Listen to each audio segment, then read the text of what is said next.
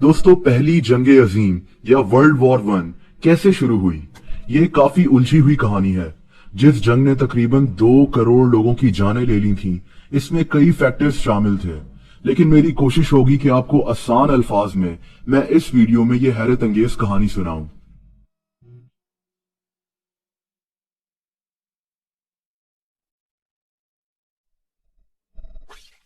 तकरीबन 150 साल पहले यूरोप के मुख्तलिफ ममालिक में बादशाहत के खिलाफ एक मुहिम शुरू हो गई।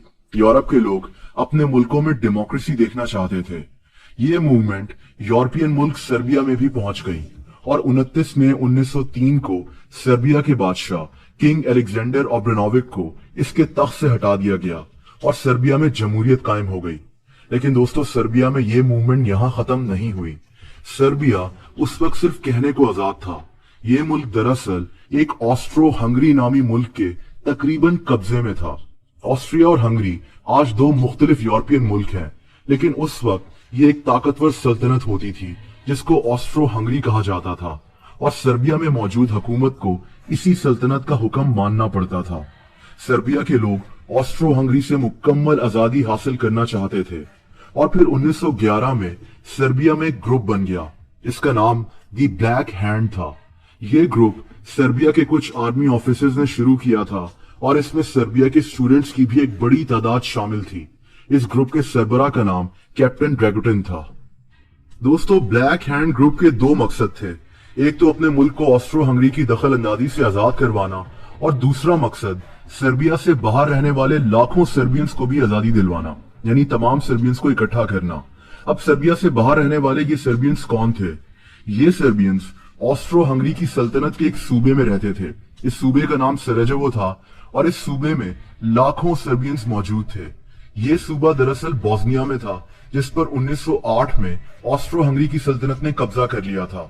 इस सूबे में रहने वाले सर्बियंस और बोस्निया के लोग ऑस्ट्रो हंगरी के कब्जे से शदीद तंग थे।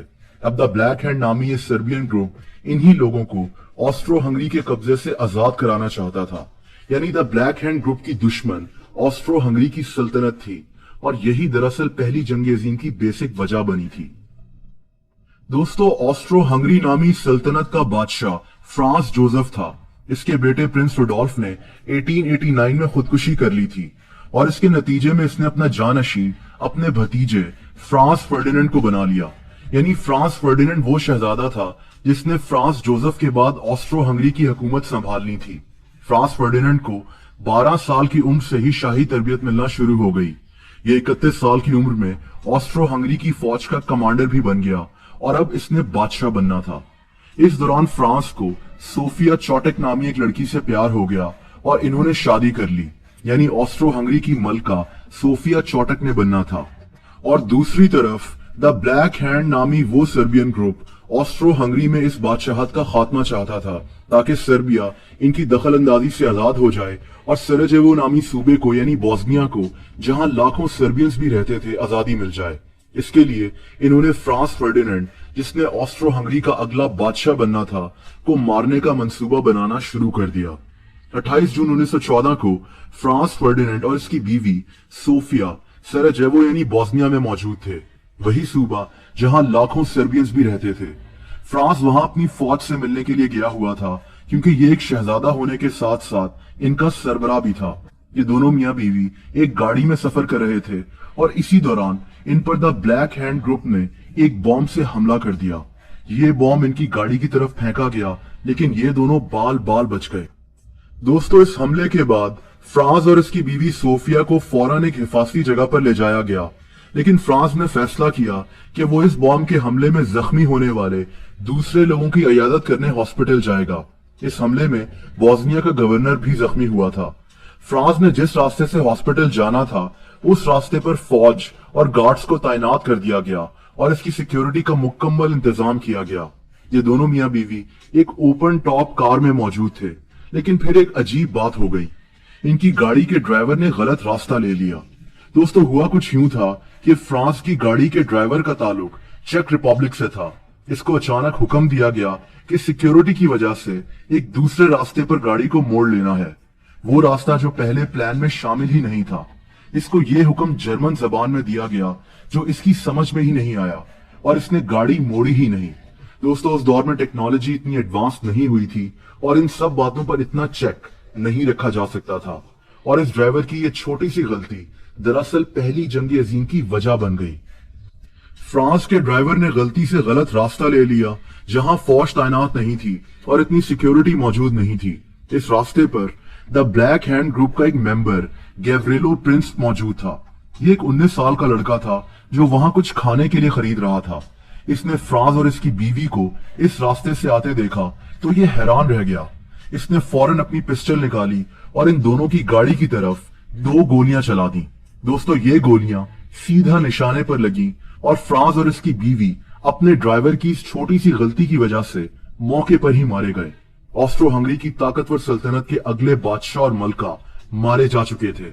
ये खबर दुनिया में आग की तरह फैल गई और सिर्फ 1 महीने के बाद यानी 28 जुलाई 1914 को ऑस्ट्रो हंगरी की हुकूमत ने सर्बिया से बदला लेने के लिए इसके खिलाफ जंग का ऐलान कर दिया।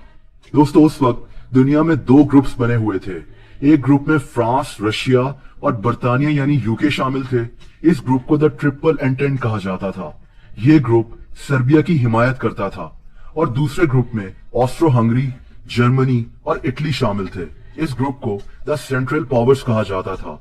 ये दोनों ग्रुप्स एक दूसरे के खिलाफ थे और हर ग्रुप के ममालिक के आपस में मुआहदे हुए थे कि अगर जंग हुई तो ये एक दूसरे का साथ देंगे। और दोस्तों फिर वही हुआ।